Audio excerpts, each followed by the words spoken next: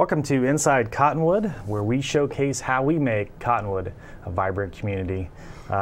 Everybody remembers those moments where you're sitting in the grass and it's summertime, sun's out, you've had an amazing day, barbecues and things like that, and you're with your family and you look up and these fireworks go up and they're beautiful, amazing in the sky, and that really symbolizes summertime, but also Independence Day, time with family, and that's what we're going to be talking about today. We're going to be talking fireworks, we're going to be talking fire safety. I've got Dave Pollock with me with Arizona Fireworks Production, or Fireworks Production of Arizona, sorry. Right. Make sure I get those right. That's all right. And then also Chief Kuykendall with the Cottonwood Fire and Medical Department. I promise this is not ahead. We'll get to this a little later.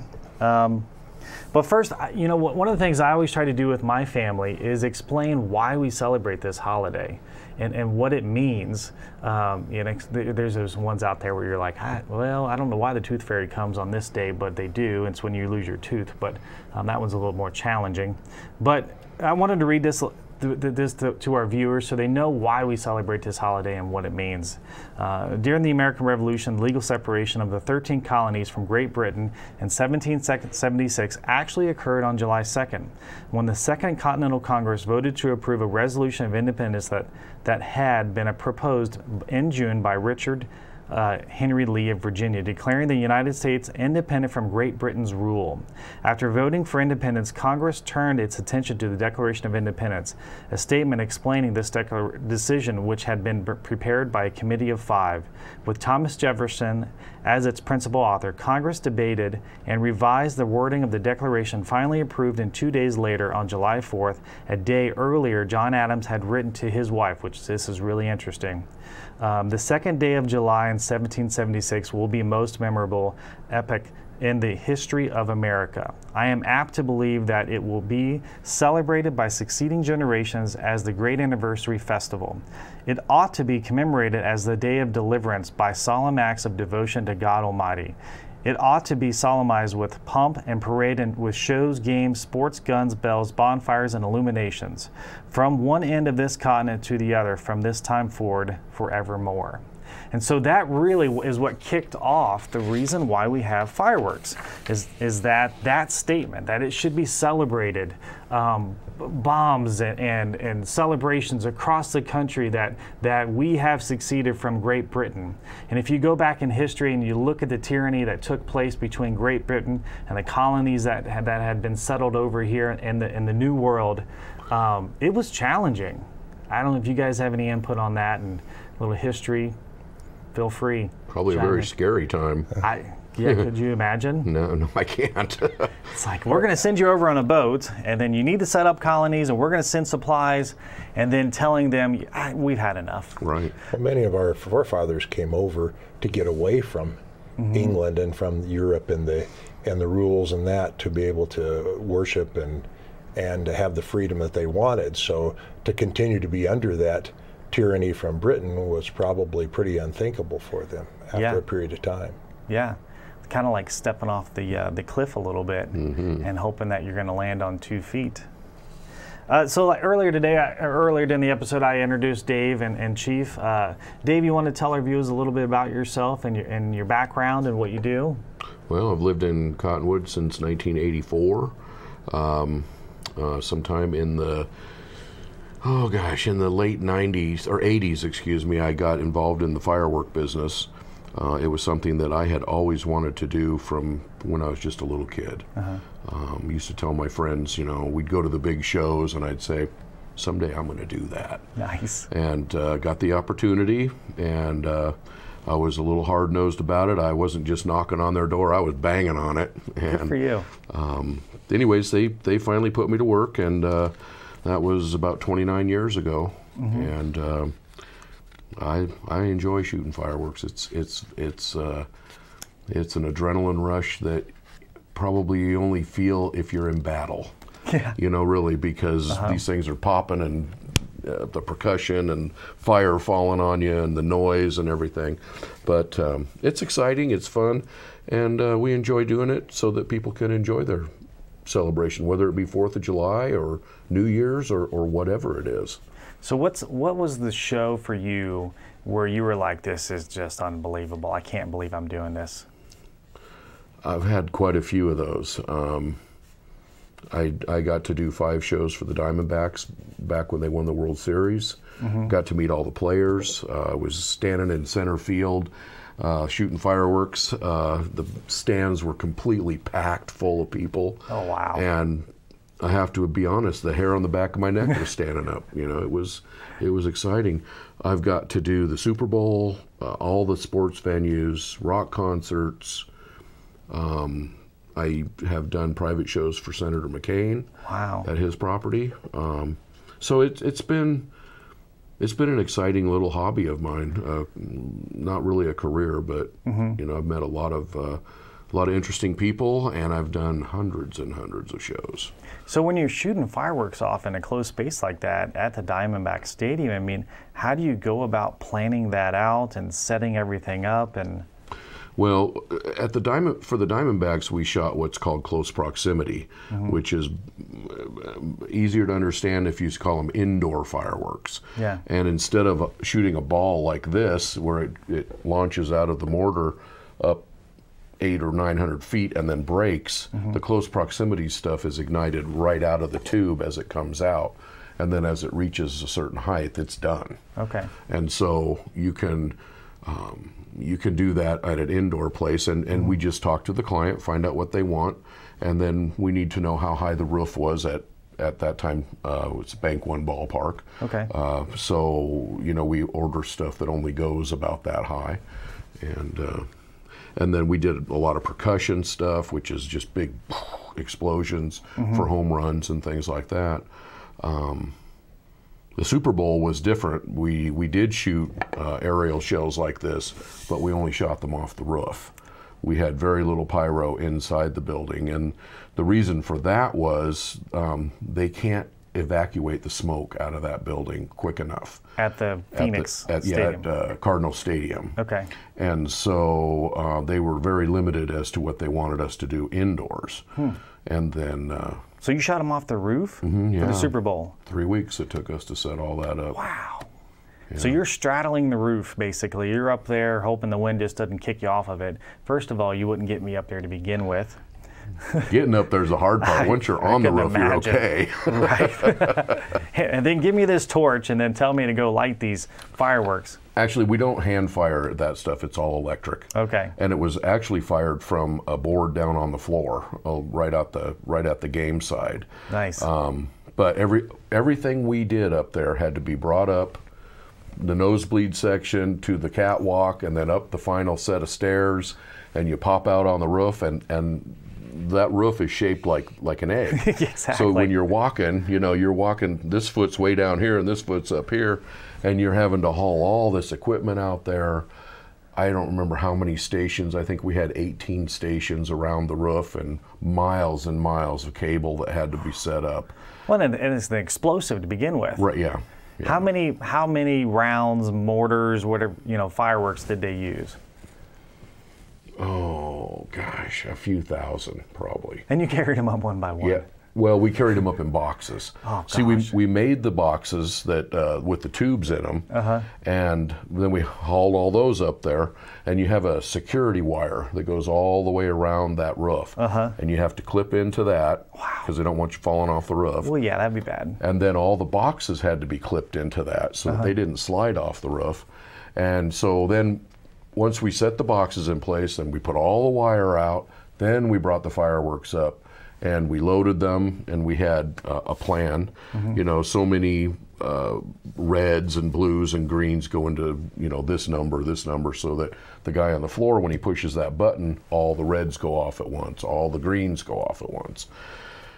And that year it rained, so we had to then cover everything with plastic.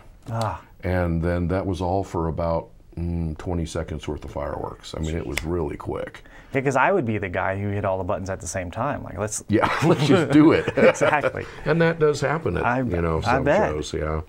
Well, Chief, can you tell our viewers a little bit about yourself? You've got I pale with all the excitement there. I've been in the fire service for over 37 years. Been with Cottonwood full time for about 30 years this year. I've been the fire chief now for the last 7 years. And one of the mantles you assume when you become the fire chief is you have to decide every year, are we going to shoot the fireworks or not? So depending on no pressure, weather, wind, and all the things that happen, it becomes a decision that's usually not made right up till the last minute. Frequently, always hoping that the next year or this year, we hope that the weather and everything is perfect this year for it. So. Yep. Well, it's fantastic to have you both with us today. We're going to be talking fireworks, fire safety. We're going to take a short break, and then we'll be right back, so stay tuned.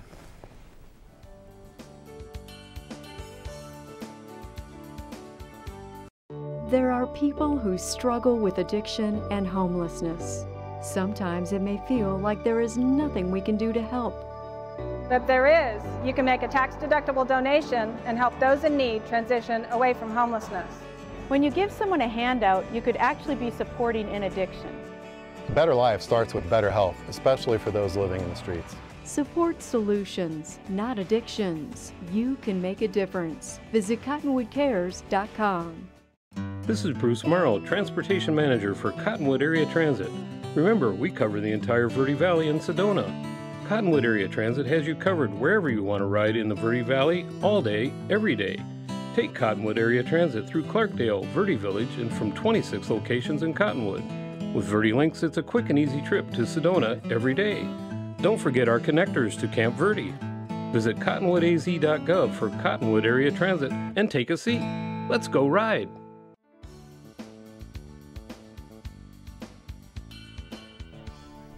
Welcome back, Cottonwood. I'm your host, Interim Parks Recreation Director for the City of Cottonwood, Hezekiah Allen. With me, I've got Dave Pollock, who's our fireworks extraordinaire, who's the guy who makes the show happen every year here for us, and then also Fire Chief for the Cottonwood Fire and Medical Department, Mr. Mike Kuykendall. Thanks again for joining us.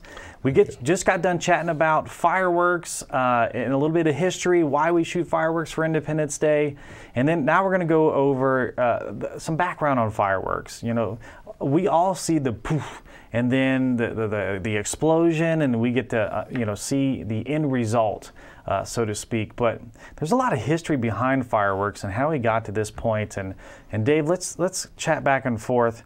So, what's the history? From my understanding, so the Chinese started it to begin with, and back in that time period, they thought gunpowder was magic. Those folks who were not in the know. Can you tell me a little bit about it?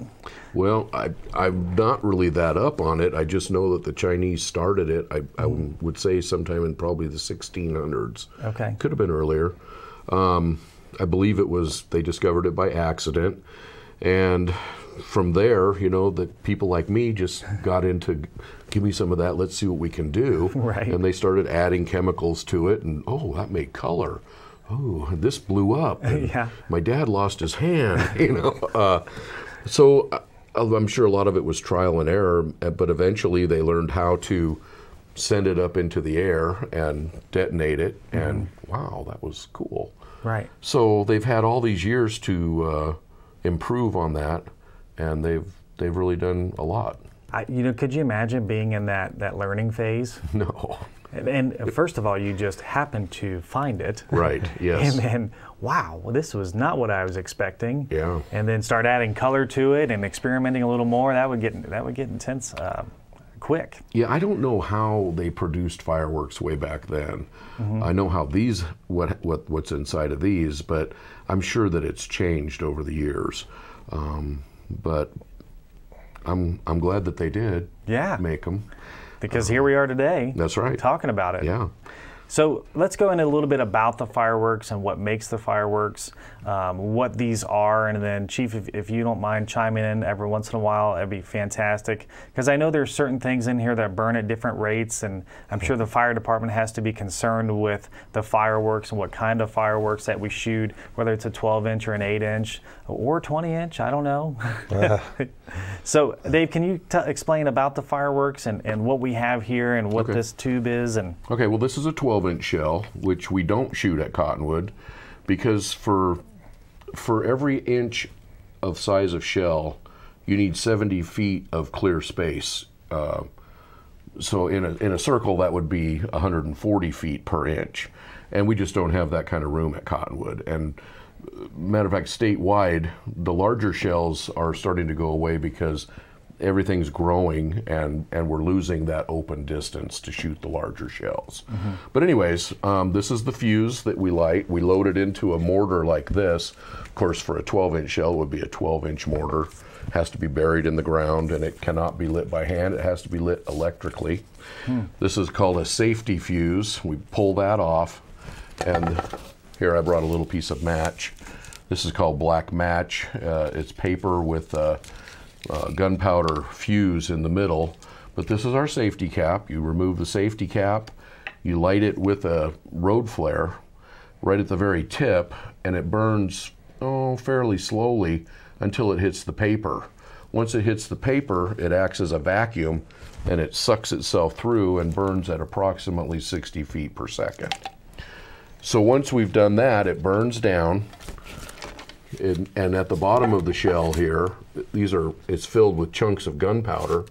Once that fuse hits the gunpowder, it detonates, sending the ball up out of the mortar into the sky. Now a 12 would go approximately 1,200 feet into the sky. There's a time-delayed fuse in there that as the shell is rising, that time-delayed fuse is burning, and once it hits that certain height, there's a detonation charge in there and it explodes. And what you have inside here are little balls of gunpowder and different types of metal that produce different colors. So once that shell rises up into the sky and it detonates, there's a whole bunch of loose gunpowder in there that lights those balls, and that's what we see as the firework comes out. Now there are designs, and some of that is how they place those balls in there. Sometimes they're chained together so that as they ignite, they come out so far, and then they'll make like an American flag or smiley face or a star, rings of Saturn, things like that. So that's basically how the shells work. Wow. The largest shell that our company shoots is a 16-inch shell. The largest I've ever heard that worked was a 48-inch shell. 48 inches? Yeah, that's a big shell. What do you think, Chief? Probably won't have those here. We just don't have the room. Yeah. That's something you shoot over the ocean. There you go. There you go. Yeah, that's true. How fast is this going up into the air? Oh gosh, it goes pretty quick. It's very much like a bullet. I don't know what the velocity would be actually, but if I can tell you that if you had something over the mouth of the gun when the shell left it, whatever's over the mouth would go with it. It won't just bounce off you, it will remove it. Wow. So they come out pretty quick. You know, it's very much just like a mortar that the armed services would use in battle, or a cannonball. You know, it's pushed by gunpowder just like a cannon, and it's moving. It's moving pretty good.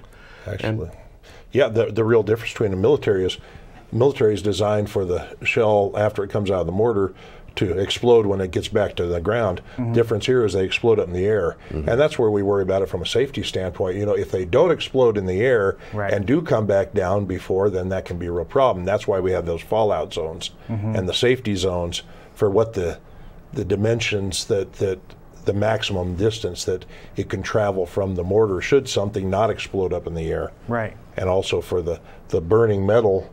That's what people see when they see that trickle down, and sometimes they hit the ground. That's really burning different types of metal that burn different colors, but that really is burning metal. So we really recommend, if you see that come down, don't try to catch it. It's going to be burning extremely hot. Yeah. I mean, that would technically be like a Class D fire? Well, it's a metallic fire. Yeah, technically it is. They usually burn out before they hit the ground, and that's how it's all timed and it's all planned, that they explode there, and they do. But if you've ever watched the shows, you see those ones, and sometimes they come back down and to earth, and hence why we're out there and stage the fire units to make sure that they don't ignite something when they do come back down.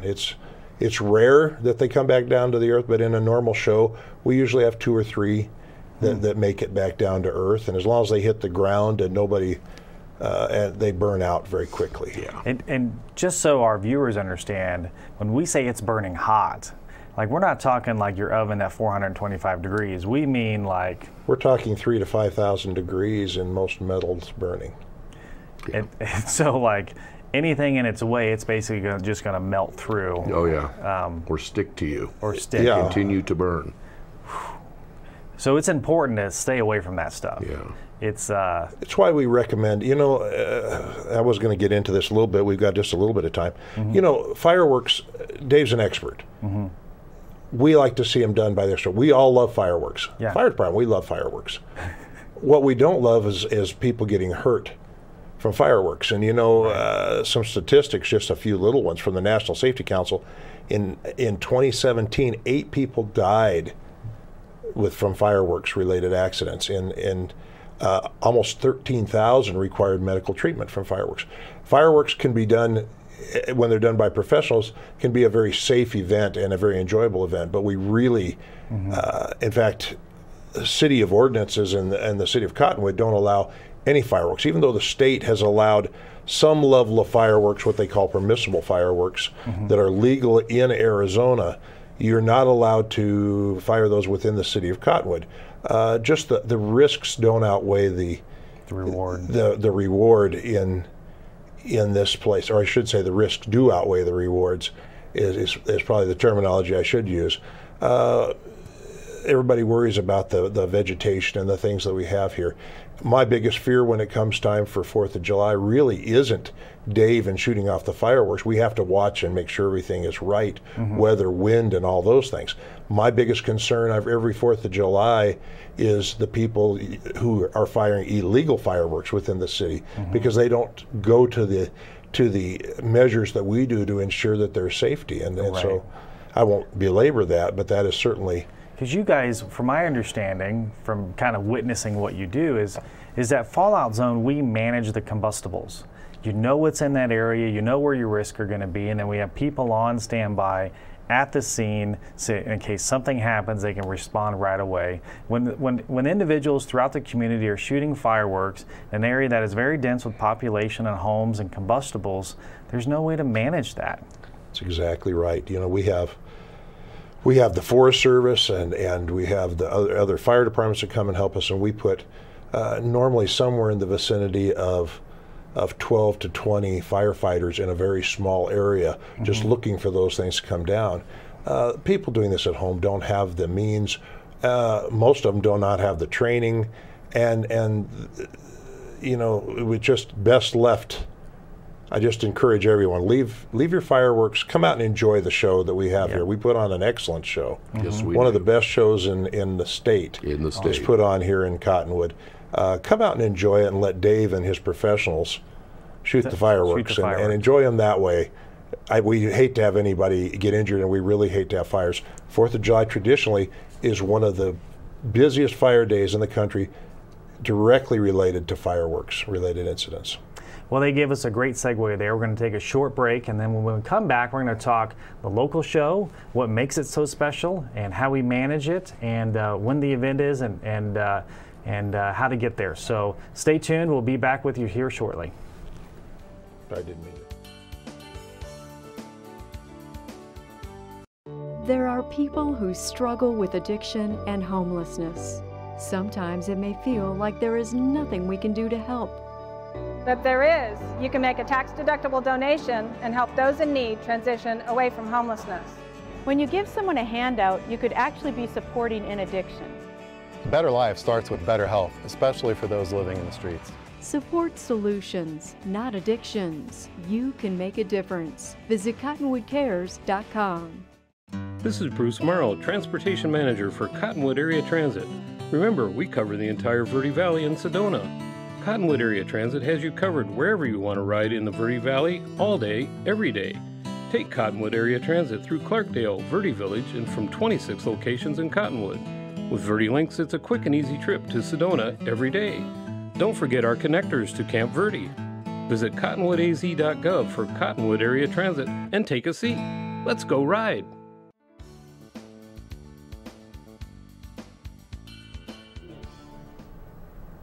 Welcome back, Cottonwood. We're talking fireworks. We're talking July 4th. We just got done talking what these are, and in addition to some of the safety parameters that it takes to manage something like this, and that, again, in Cottonwood, it is illegal for you to shoot fireworks at your home per the city's ordinance program. But we're going to talk a little more about what makes certain classifications of fireworks, what you can buy as an individual. Again, you can't shoot it in the community, but just some fun, interesting facts. So Dave, during the break, you were talking about Class C versus a Class D firework. Well, first of all, it's Class B. Okay. But My that's apologies. okay. No, Yeah. That's okay. But Class C stands for consumer. Okay. So let's take Branson, Missouri, for instance. Okay, it's green there all year. They sell firecrackers, rockets, fountains. They sell just about everything that you could want to have a fireworks show, and they don't worry about it because nothing's going to burn. It's all green there. Here, of course, Mike was saying no fireworks are legal in Cottonwood. However, there are certain cities in Arizona who have allowed fountains, ground bloomers, and things like that. But as I understand it, nothing that flies in the sky, nothing that explodes, no firecrackers. We have not been able to have cherry bombs or M80s in this country since the late 70s. They don't even ship them into this country. So toilets are safe. Completely. I Okay, mean, that's good. too many people blew fingers and hands off. And Right. I know that you can still get them, and I don't know how people get them, but I know that they are available. But legally, people are not allowed to sell them in our country, not just Arizona or Missouri, but in this country. However, the fireworks manufacturers have gotten around it by, they're allowed to put 500 grams of powder in a firework. So we now have these canister shells that shoot up and break very much like what we shoot on the 4th, but a smaller version, but yet still very powerful. Yeah. If you were holding one in your hand when it went off, it would definitely take your hand off, blind you, burn you. So fireworks are very dangerous. I guess, I don't want to harp on it, but if you're going to shoot fireworks somewhere, just be careful. Treat them with respect. It's funny, being from Ohio and the Midwest, there was always, we go to Indiana to these big fireworks warehouses. Yeah. And, let's grab the biggest canister that we can find. And it never failed. Every year you would hear a case of somebody getting some kind of appendage, a finger or something blowing off. Yeah. Because you're literally holding gunpowder, and the activities during the day, by the time it comes around the shooting, people aren't cautious and they don't remember what they're doing. Chief? One of the things, it's so true of so many things. One thing that people like to do on certainly 4th of July and many other holidays is to imbibe a little bit in adult beverages. They don't mix with fireworks. Yes, correct. As Dave can tell you, that's one of the cardinal rules. It's the same as going out and shooting a weapon. First thing, most people wouldn't even think about having some alcoholic beverage before they go out and go shooting or hunting or such. But people don't have a problem sometimes mixing the two. Again, while many of these fireworks are illegal in Arizona, the only thing allowed in Arizona are what they call permissible fireworks. Dave hit on some of them.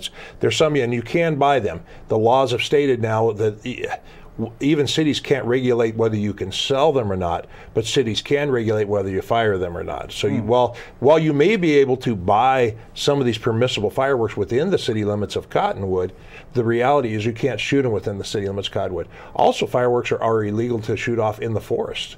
The U.S. forest, if I'm not mistaken, it's always illegal to shoot them off in the forest. And we're surrounded. And we're surrounded by forest here. So really the areas where you can do it is very limited. And I really discourage those who brought in fireworks from outside the state that were not the legal fireworks. Again, you're facing criminal charges should you be caught doing this. And I don't want to see anybody get in trouble. But more importantly, what Dave said, we don't want to see anybody get hurt. And unfortunately, as I gave some statistics, every year people die and people and significant number of people are injured because of fireworks. Yeah. They're fun. They're fun to watch. but again, we'll just leave it at that. We've got a great show. Yeah. Come watch them here with us where it's safe. So really quick, because we're running out of time, there are a lot of good shows out there.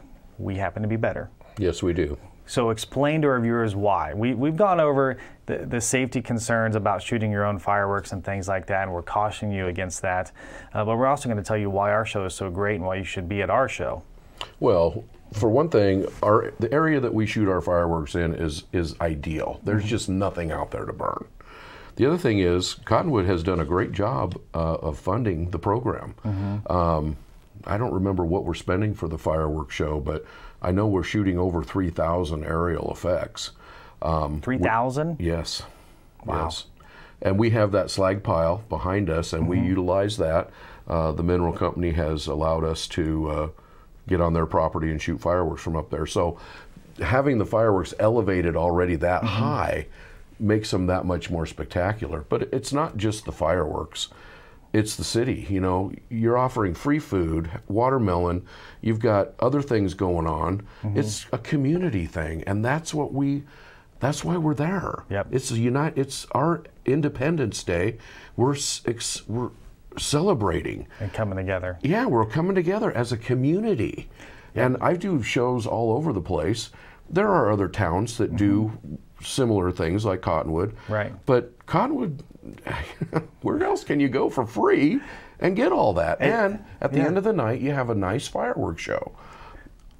I don't want this to sound like I'm bragging, but I have a friend who works at the Chamber of Commerce, and he says every year he gets phone calls from all over the country wanting to know if Cottonwood's having their fireworks show.